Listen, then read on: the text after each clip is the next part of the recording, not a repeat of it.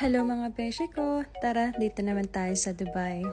Sobrang late na para i-upload tong video na to, pero dahil ngayon lang ako sinipag mag-edit, so ayan, share ko na yung journey namin going to Dubai.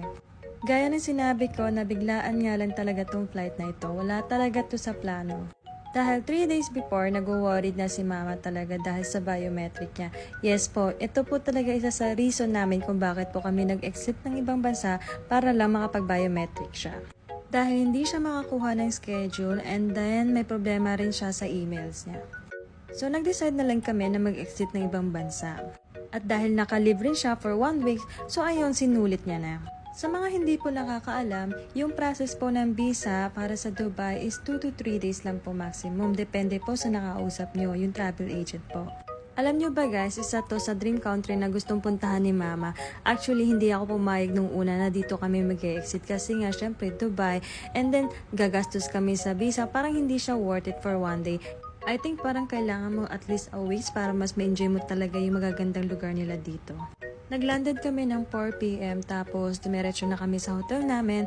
Then nagpahinga lang kami ng 1 oras tapos nung pumunta na kami sa Dubai Mall, which is malapit lang siya sa hotel namin. Almost 15 minutes away lang naman.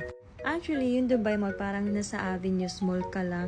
Malaki rin siya. Tapos sobrang dami talaga ng tao. And of course, syempre, marami ditong magagandang pakastan. So yan guys, ang daming tao talaga dito sa Dubai Mall. Tara.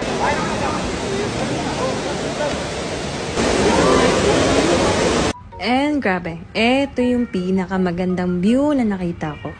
Kung saan matatanaw mo yung Burj Khalifa. Isa sa pinakamataas na tower sa buong mundo. Yes. And finally, nakita ko na siya close up. As in, sobrang taas niya talaga pala. At isa pa guys, alam nyo ba, napansin ko dito, parang hindi nakakahiyang gumawa ng video vlog dito or mag-TikTok. Kasi lahat talaga sila kumukuha ng video and gumagawa ng vlog. Tapos makikita mo sa ibang sulok na gumagawa ng mga TikToks. So ayun lang, share ko lang. Kaya nagaganda-gandahan ng lola niya. Actually guys, pagod na dito si mama kasi ang haba na ng nilakad namin. Puro paikot-ikot na lang kami dito sa Dubai Mall. And after few minutes, nakakalakad namin dito. Ayan, pakinggan nyo yung Burj Khalifa.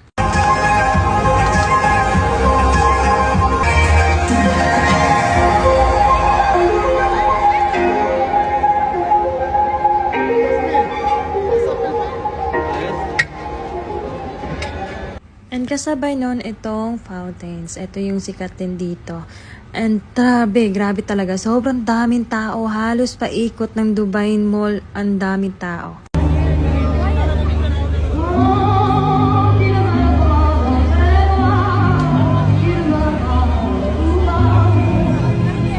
Good morning. So ayan, hindi ko na kayo na-update sa last kasi natulog na ako kagabi pag